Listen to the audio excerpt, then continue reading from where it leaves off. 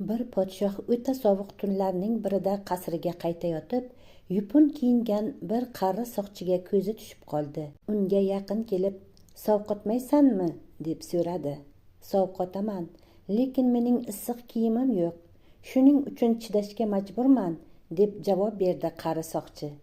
Podshoh unga biror xizmatkori bilan issiq kiyim berib yuborishni va'da qilib, ichkariga kirib ketdi. Bu va'dadan soqchi juda xursand bo'ldi. Lekin ichkariga kirgan zahoti podshohning soqchiga bergan va'dasi yodidan ko'tarildi.